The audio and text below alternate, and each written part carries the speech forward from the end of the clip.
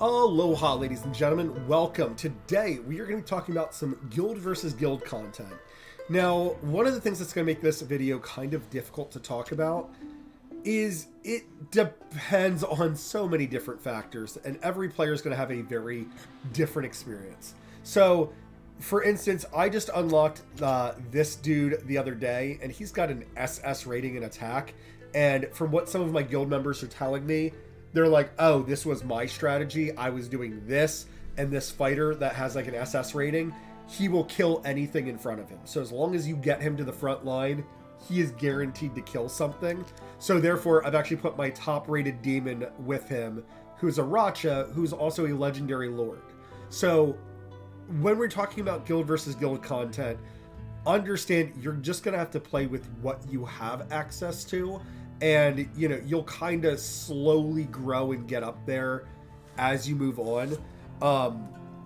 Some other things that might, like, affect the way that you play.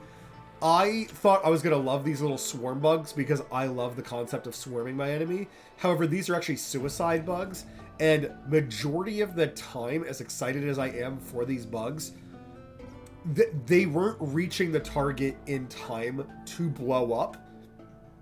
And because of that, it just felt like wasted energy. Like it didn't feel like it was working out the way that I wanted it to. Now, there is a small option that I could argue that I could summon these out with this dude walking behind them. So that way the first couple of shots go to taking out the bugs and then Big Boy here comes. But we're going to be trying to employ a different strategy today. But you guys get to join me on my guild versus guild attacks. So let's go into it. March to battle. Oh gosh. All right. So we are actively losing at the moment, which is fine. I don't understand the scoring at the bottom here. 105 out of 206 or 216. Whatever. All right. Let's see if we can puncture a hole in the rest of this. So, very strong team here. We have a defender with a fighter behind him. We've got good AoE magic. We've got good single target damage in Silas. And then we have a very good healer. So, already that team is quite intimidating. Here we have the same thing. We have a good defender with Zilla2 behind. So, Zilla2 is somebody that we have to heavily respect. And then two good AoE characters behind them. So, very well-balanced teams here. And then their power is decently high, so I have to respect that. Legion, Valkyrie, I think is super underrated in guild versus guild. I think if you have Valkyrie, or Valkyra, pardon me, Valkyra, very top-rated champion, and then having something like Olag in front of her, that is perfect. You basically have an effective block of 5, and then she hits everything 3 tiles in front of her. Absolutely brutal. I have not found what I don't really know what I think even the answer to her is. I feel like she is just wildly good here. So I'm going to hold off on these guys for now. We'll look around first to see where I think my attacks will be most effective at. So here again we have another Valkyrie with Abomination in front. And then a good Piercer, good single target burst mage, good AoE mage with Zilla2 and Brokir. So it looks like a lot of factions are getting into this concept of like one of every type of champion. And then Vamps is in here. He's got, yeah, very good defender. Yeah, it looks like the meta has kind of settled down to everybody having... His name is Esoteric, and then it's hilarious seeing an esoteric team. That's terrifying. So it looks like we're swinging up a weight class in this one, which is okay, but it's going to be rough. Like, all legendaries is kind of an intimidating thing to see. I have, like, one team that kind of looks that way, but yeah, we are definitely swinging up a weight class today.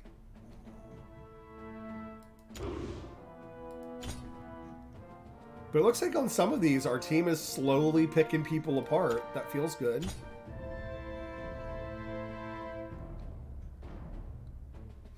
So let's see. Ajax is good AoE.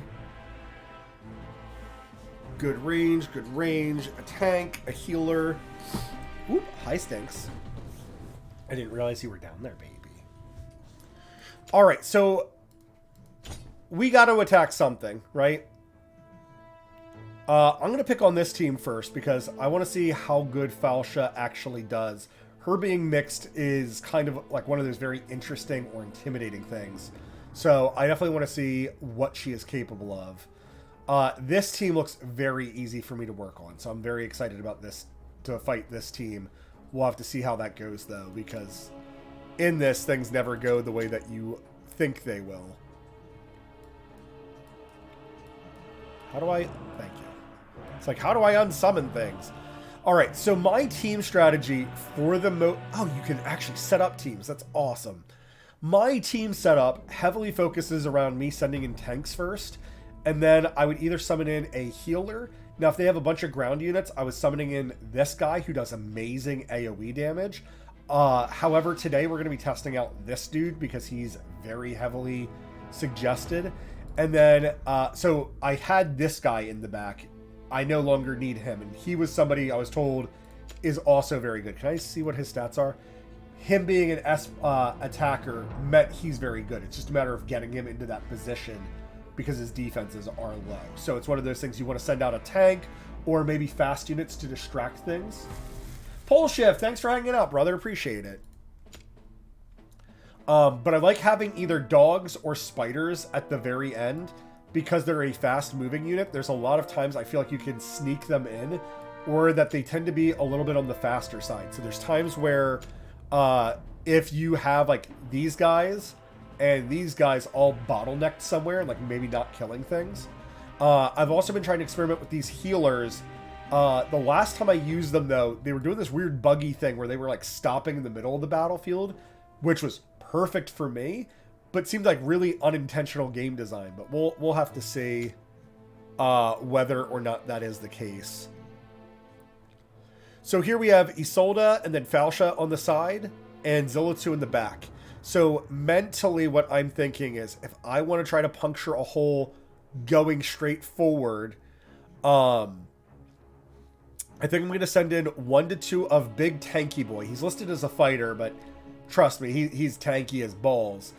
My old strategy was I was summoning 1 to 2 of him and then the 2 skeleton tanks because they were just absorbing so much damage. So all the ults that would go off like the moment you walk in, my tanks absorbing that felt amazing. I had a lot of my guild members saying that they were using dogs instead, or like the swarm, to go in and activate a bunch of those ultimates and then sending in like tanks and stuff behind. So we'll see how things go. So because here I have Falsha, Isolde, and Zillatu, my plan is primarily I'm going to try to be using this boy for his AoE magic damage to hit everything because Vortex is not known for his AoE healing. So I think 1 to 2 of these guys is going to punch through, is my mental, is that everything he has is super clustered together for my AoE damage here. Now here I'm going to wait for my price to go up as high as possible so that way I can condense my summons.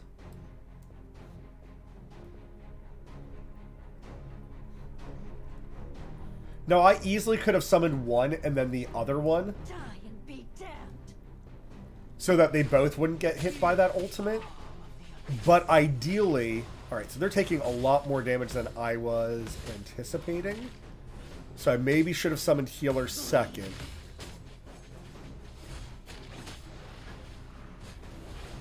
But here we can see the power of AoE dude.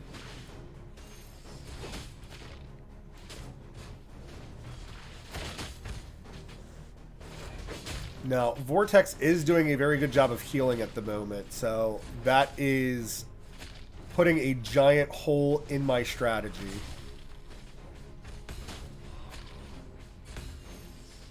So now that I think about it, Isolde is giving AoE shields off to everybody as well. So that's a strategy blunder on my part. So I think next time I will send out one of the tank fighters first with these 2 guys behind, and then maybe a healer immediately at... Oops. a healer immediately afterwards. But yeah, these guys are definitely chunking through, so that feels good here.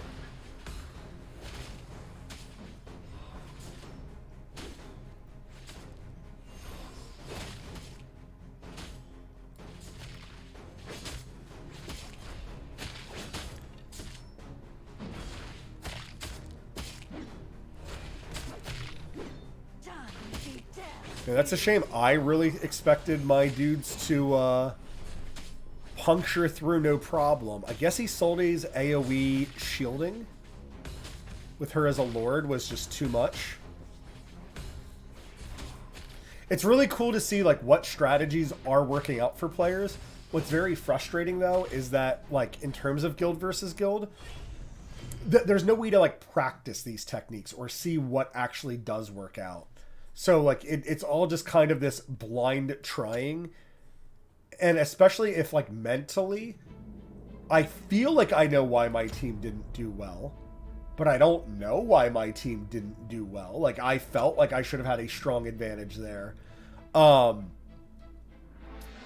This is one of those very good moments to kind of be like, hey game, you need to kind of explain some of these rules a little bit better. Or maybe I'm just not understanding the combat of this. Ooh, they're walking a little too fast. They're going to get slapped by a whole bunch of nonsense. Die and be damned.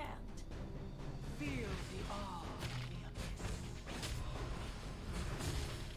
abyss. Like, that's a very frustrating thing, right? That, like, okay, right now I can't restart and be like, oh, I didn't realize how much faster they were going to walk.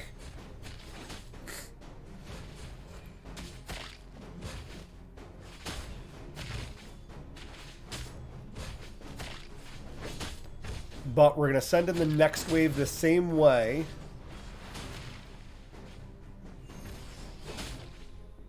Man, it takes so long. Monies, I need you.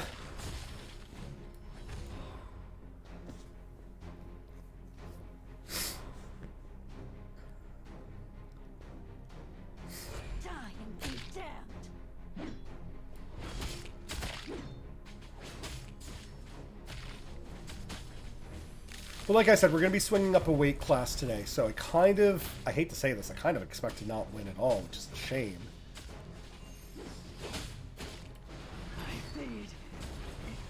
Okay, cool, we finally punctured a hole. Wow, holy crap.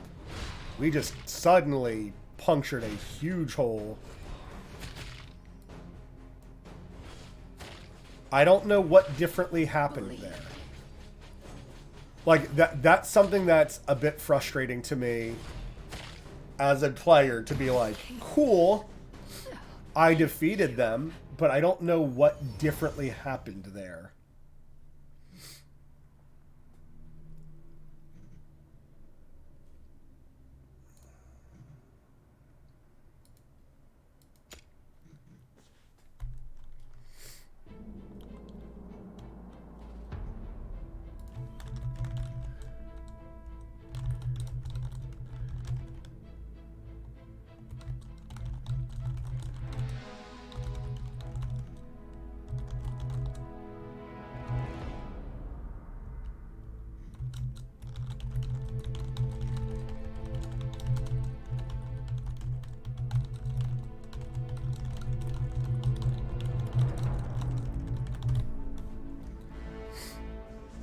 Alright, so this team I feel like is a little bit easier for me because they have just these fighters. So kind of all I really need to do is get through Olag. Here they do have Wrath as a backup, but Wrath is actually quite squishy. So what they're hoping on is Salazar and Comet to be doing all the damage. I've had some players tell me that they actually use a whole bunch of, like, they use archers and mages when they have a setup like this where the healer's not healing certain targets. And they said that when you have enough of them, there's times that they seem to target the tank, but you do seem to out damage the healing. But they said that there are times where your archers will, like, you know, fire off to the side and pick them off. So if we horribly fail the first time, I do think I'm going to try that out as a strategy here. But I want to test out the new big boys that I got, because somebody who is doing much better in my guild compared to me, Shanks, shout out to you. He is saying that these mummy dudes are just terrifying. That he's using them majority of the time to do some hilarious shenanigans. He's like, it's unfair how powerful they are.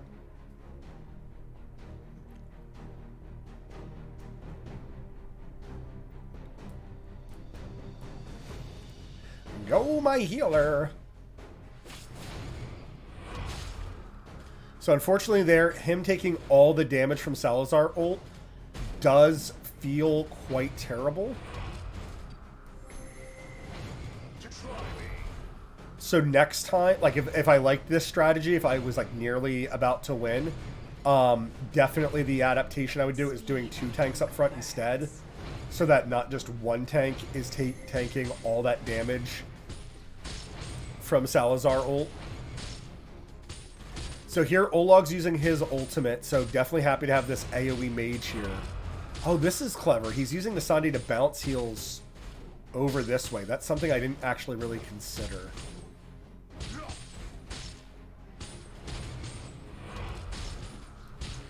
Go, my mummy children, go!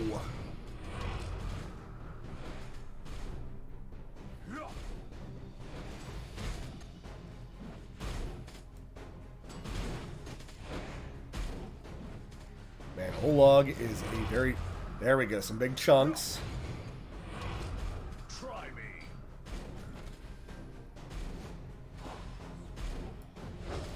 But yeah, Olog is a very big, beefy boy to try to break through. That's the only issue I have with these guys being a cost of 6. They definitely feel like they are worth it at the moment. Yeah, break through. Ooh, that mummy got pissed at Salazar. Holy shit. Excellent.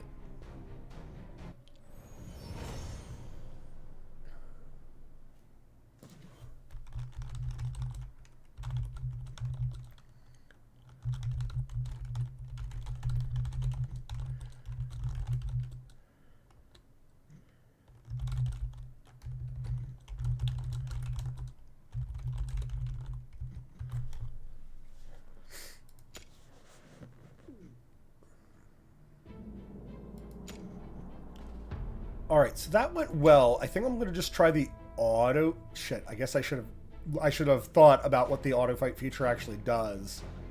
I would assume it's going to cast everything in the exact same order that I did.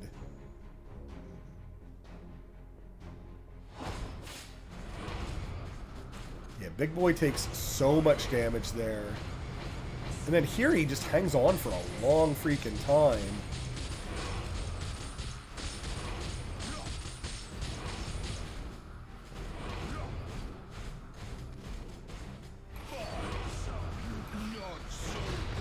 Yeah, the big boy's pushing through.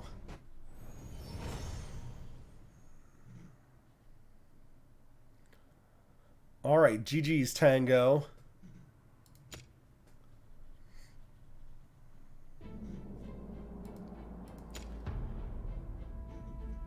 Alright, so we have slapped Tango, that is vacant. Pinot Noir. Alright, so I don't know enough of, like, in terms of combat strategy, what I feel like is going to be good here. Right now, I am definitely favoring this bulky concept with a healer chasing after it as my main strategy. I'm not really sure what I feel like might be a better method. So we shall see. We shall see. Right now, it's serving us quite well. So here, I know that we have a giant AoE ult and a giant AoE ult. So what I might do, I might send in a round of dogs first just to crack ultimates.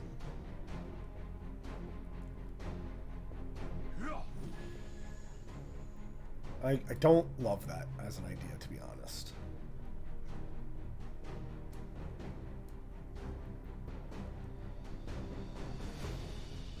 should have maybe done the healer instead there.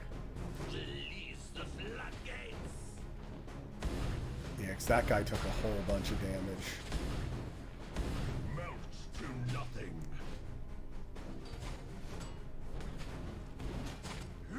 Try lightning bolt.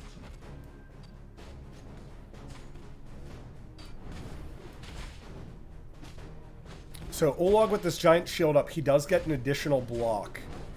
So that's why I'm not summoning dogs, if anybody's curious about that specifically. Is that it is one of those ultimates you either have to break through or you have to survive through.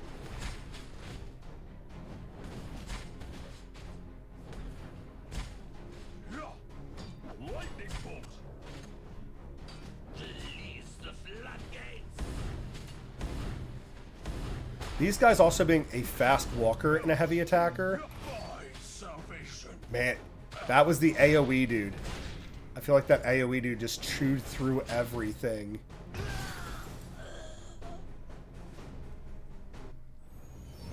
So excellent.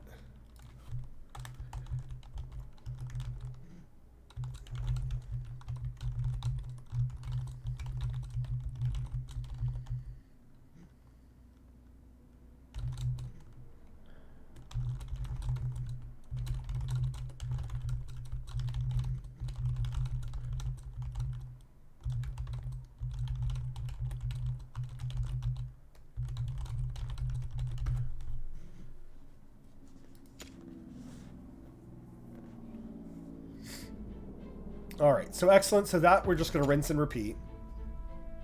Definitely want to take our wins where we can.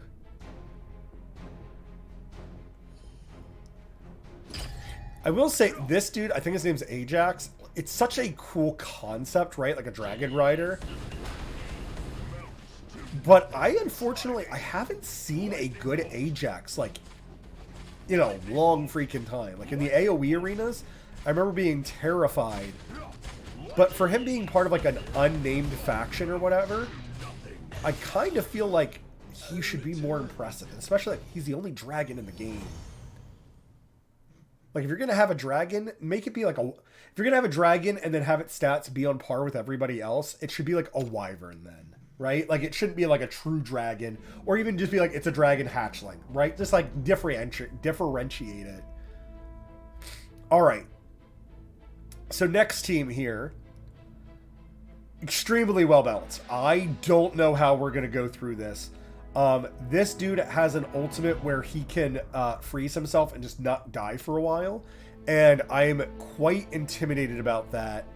And then Setram has amazing range on him. So again, very intimidated here on what do I think is going to be the answer to get through. We're going to keep up with the normal, like, tank front line with a healer, or, like, maybe 2 tanks, and then, these fighters behind, and then a healer. I think maybe 1 tank with 2 fighters makes the most sense. These mummies being a double dude makes them, like, so valuable. I will absolutely agree with, Shanks. This dude is high cost efficiency. I do love this dude. This dude is absolutely like proving to be like a very amazing tank for me 99% of the time.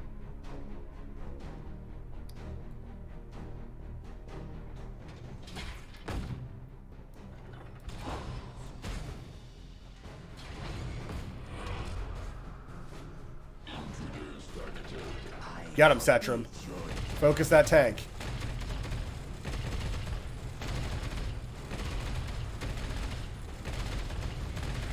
So right now, I'm kind of going for a variety. I'm sending in my tank, my high physical damage dealer, a healer to keep them up, while I send in AoE dude in the back here. This fighter does do very reasonable damage as well. Like, he is no...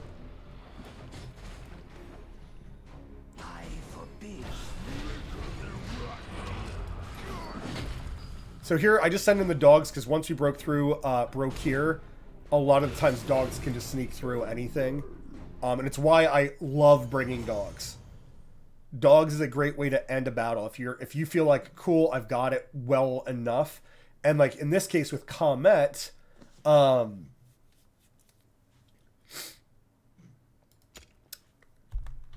much as I love Comet, unless somebody builds him for massive attack speed, which majority of players do not,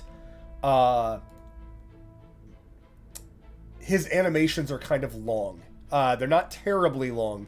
They're kind of long, though. So there's times where he can get stuck attacking something else, so fast units can run past.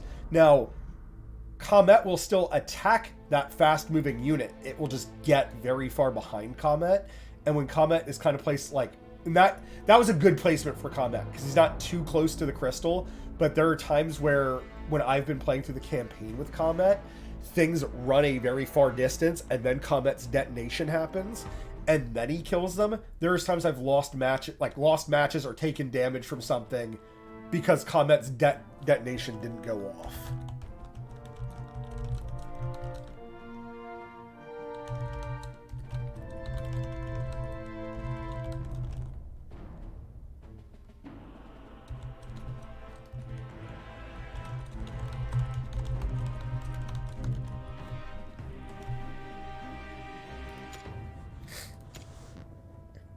All right, so let's go for punching through again.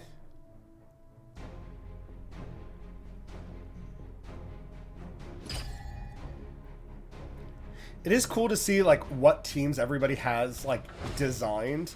What's a little bit frustrating though, there's no way to know how much damage like I think my big old bulky boy is going to tank. And then some of the targeting is weird. So like my AoE magic dude, I have watched him like walk into a crowd and get blown up like just instantly and was like, oh, I got like 0 value out of him. But then some of these, and maybe it's just like I'm not understanding the ultimate timings, and that's something I need to be considering more. Maybe I just got very unlucky in the past and like summoned him into an ultimate.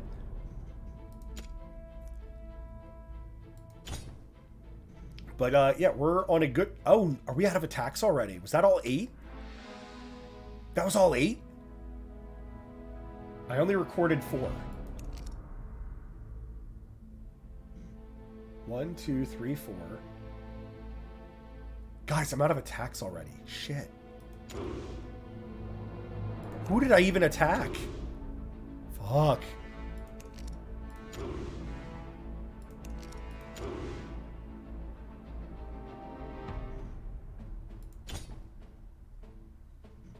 Well, poop. Well, that's good, though. I at least defined what Tango and Pino lost to. I did some damage, so I brought down their numbers a little bit, so that feels good. But yeah, that is my Guild War experience. MVP 100% was this dude. I'm actually a bit scared because all of his stats here are good. The speed stat of him being a C, it did not feel like a C at all. I don't know what the answer to him is. When I got him in there, he's doing plenty of work. My guess is going to be single target DPS, right? Is just to really heavily burst them down, especially since it doesn't seem like a lot of people are using the Zerg tactic at the moment. But that's a very difficult thing to say because I felt like a lot of the things I won, a lot of the times I had things bottlenecked up in front of them. This fighter, as we can see, he's got A ratings, which is weird. He actually has the same speed rating as those other demons, and he was definitely slower. Strange. I don't know how to feel about that. But anyways, as we can see, him having A ratings in everything made him feel very good, very tanky. I absolutely love setting this boy in first to absorb any and all ultimates on the first wave. And now that I have the healer, it absolutely makes his bulky, like makes all these stats very, very valuable. My healer here, I have him paired with Abomination. As we can see, like he's got good, like better defensive stats than anything. And then he just helps prolong your front line. So me having 2 fighters that have good HP stats, like an A rating, is definitely making my healer feel amazing. This guy used to be my MVP. In all the other days, this dude's attack, his AoE magic damage from Plague, oh my gosh, this dude was punching holes. I was sending in so before my strategy, what I was doing is I was sending in 1 to 2 of these big boys, then either a Scourge, or if one of my big boys was about to die, I was sending in this dude, the Skeleton Warrior, because he was super tanky. So I was sending in him, and there was 2 of him. So between 1 to 2 of this guy and then 2 of him, that would be 4 units. So even if they had the defender with a ranged ground unit behind them, so like let's say your Olog and Zillitu, right, that combination, they would all be distracted, right? Your defender would be distracted, and then the fighter behind would be distracted. So when I would send in Scourge here, even if he didn't walk through everything, a lot of the times he would walk in and get stuck somewhere, and then he was just doing massive AoE damage to everything. And because of like the way that magic resistance in this game works, very few things are actually magic resistant. So I do foresee certain things like Muriel, Azor, and now Constance coming out. All of them are high magic resistant tanks. I could foresee them being very, very good in Guild Wars coming up in the future. Dogs, here they have an A rating for speed. I do not have the epic ones. Obviously, I would want the epic ones for sure. But yes, these guys are kind of like a clutch thing for me. I will say going forward, I am interested in maybe using them to proc the ultimate. And I ideally, because of like speed tiers, I guess I could be sending him out with these guys walking behind and then waiting for the healer to come out, or maybe these guys walking behind and then Big Beef Boy walking in. But those 2 would be 9, and then just waiting until like either healer or Beef Boy would feel good. Like I said, some of my guild members, they're currently testing out the archers and the mages, and they've literally said they're summoning out like 3 and then 4 here, so like all like the 7 cost all together. And then they're saying that a lot of their archers are doing plenty. I would argue, I think if you're going to go for that strategy, you absolutely would want to pop the ultimate. None of these characters have a high HP or defensive rating, so definitely making sure to pop those ultimates I think would be good. So far, I feel like the Flyer is the weakest unit. I have not noticed them. Like I've watched mine die to magic casters, and like them having a magic resistance of B just was not enough. They were just dying instantly. So right now they are my least favorite unit.